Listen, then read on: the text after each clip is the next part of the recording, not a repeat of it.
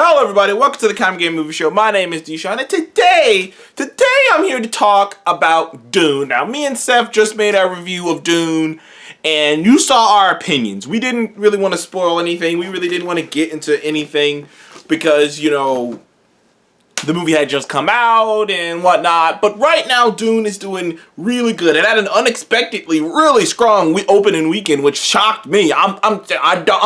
I am curious why, because I did not hear any real chatter from, like, it's not like these trailers and commercials were like blowing people away. It's not like these things had like huge numbers and whatnot. Now, granted, it made 40 million. It's nothing insane. It's not like the 90 million Venom made. It's not the 70 something million. You know, it's not even the 40. It's not even like, I believe Halloween Kills made 50. So it's not even Halloween Kills is 50. You know, it's nothing like, but it's the biggest opening weekend for Billy Del New. You know, that Frenchie. It's the biggest opening weekend for him, and by far, and which I don't know if that says much about the type of movies he likes to make, but and it did really well on HBO Max. Did really well on HBO Max. This is the biggest opening weekend for him, and it's already crossed over $200 million worldwide. It's got a Chinese It's got a Chinese box, which just immediately makes it just heads and tails gonna make a lot more money than most of the MCU films that none of them have a Chinese release date. None of the MCU films have Chinese release dates, so that that's gonna help it out immensely. So the movie is doing pretty well. It's got like an 84% on Rotten Tomatoes, so it's not like it's like in the 90s. It's not like it's one of those movies that's like, it's so weird. Because going into this movie, all I heard was the praises of this is a masterpiece. This is a masterstroke. You got people calling this film the best film of the year. You got people calling this film a generational film. People aren't just saying this is a good movie. People are proclaiming this a generational film. A Lord of the Rings film, or a Star Wars, an old New Hope. Like, this is gonna be one of those films that's remembered for forever. This is what cinema is. Like all of these people waxing on poetically about about how great and the impact of this film. And I went into this movie with my expectations admittedly raised by the reactions that people were having. And as I sat down with Seth to see this movie, within the first 30 minutes of it, I realized, holy shit, dude, this movie is, and like I said somehow, and like I said in my first time, this movie is simultaneously a lot and not enough at the same time.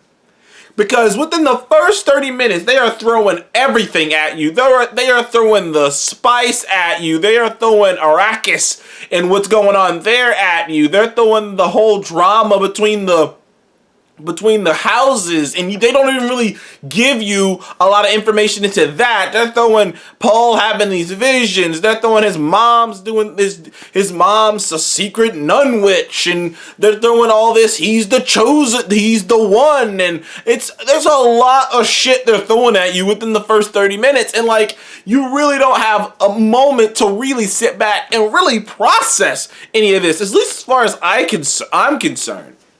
So my biggest problem with this film, and why I'm not sure I agree with what all of these critics are saying about this film, is, for one, I think, and personally, this is my personal opinion, you will have your personal opinion, I'm sure some people will feel different about it, other people will feel different about it, but personally, it feels to me like everyone got wrapped up in the beautiful cinematography, the beautiful designs, and how well this movie looked, because cinematically, this movie visually is cinematic gold.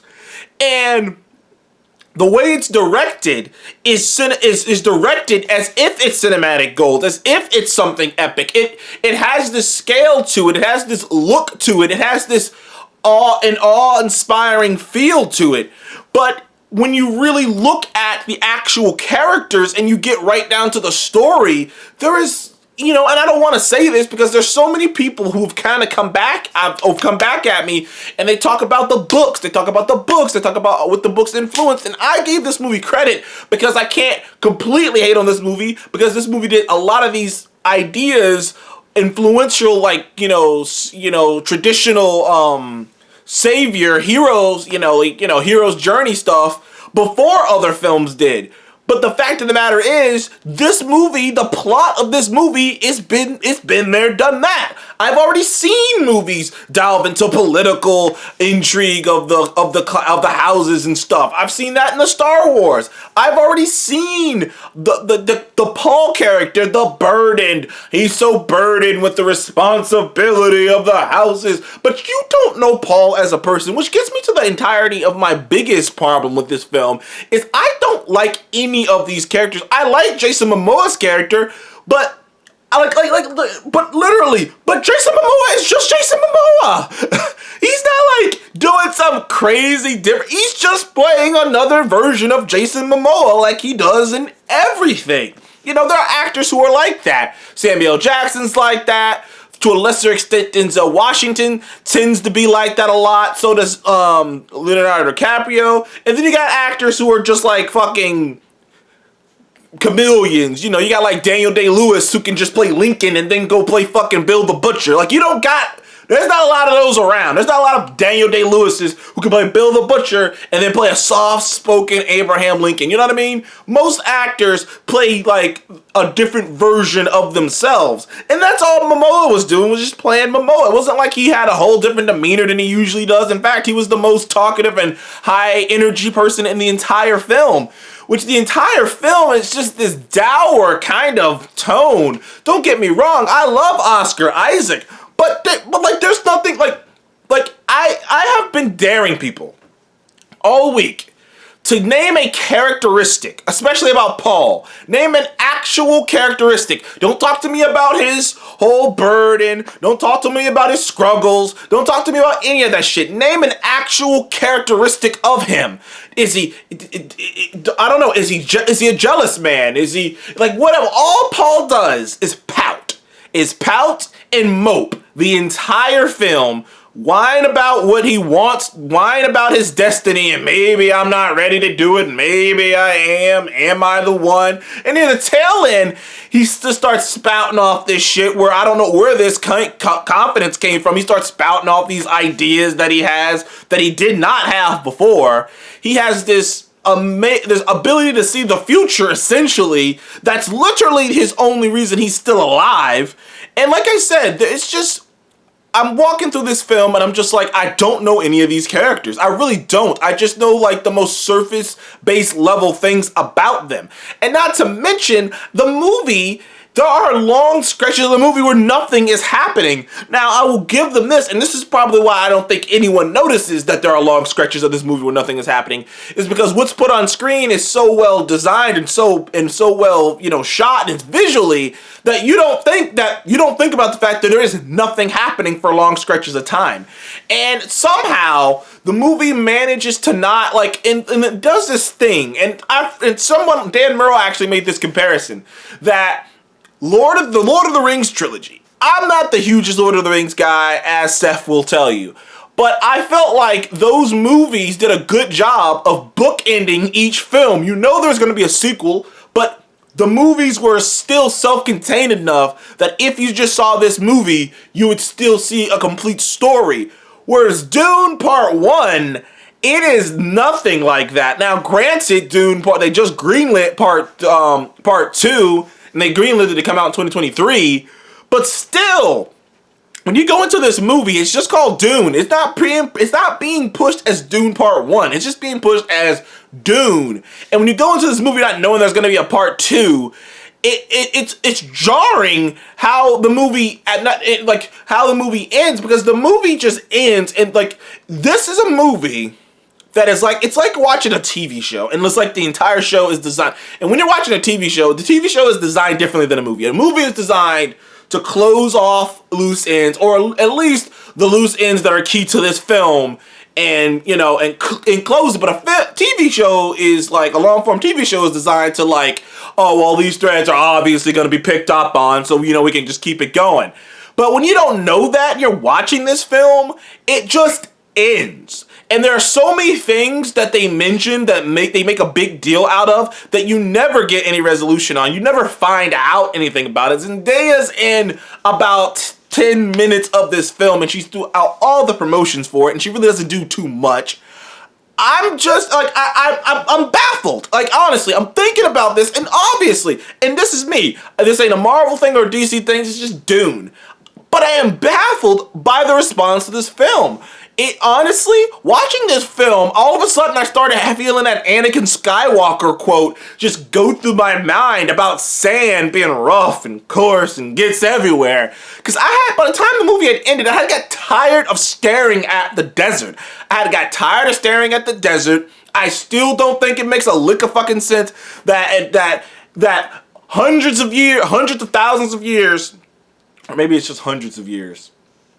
Yeah, let's say hundreds of thousands, just to say, a shit ton of years in the future, we wage war with swords.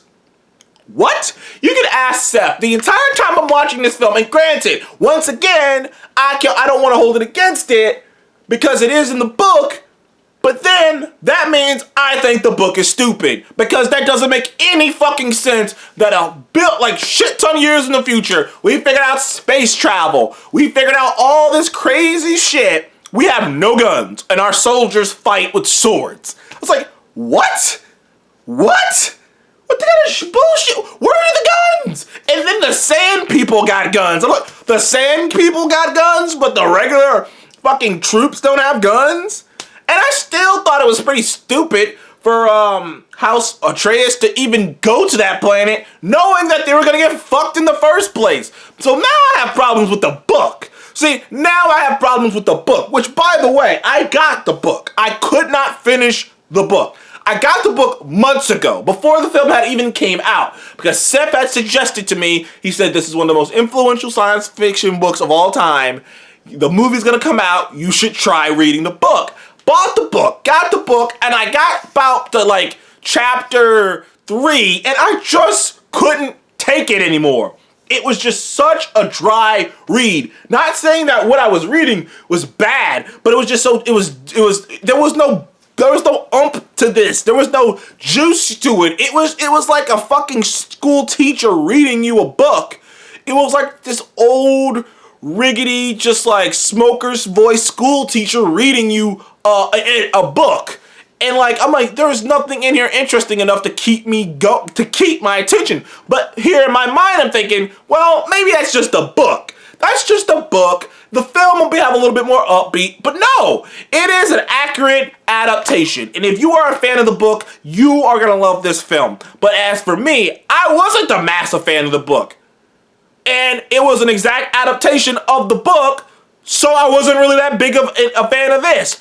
Like I said, I think that the cinematography and the direction of this film has just kind of glossed some people's sights over how bland the actual characters are. How bland the characters are. There's not really much to them. And like I said, I'm arguing with people on Twitter, and I'm like, dude, Paul is just doing generic hero shit.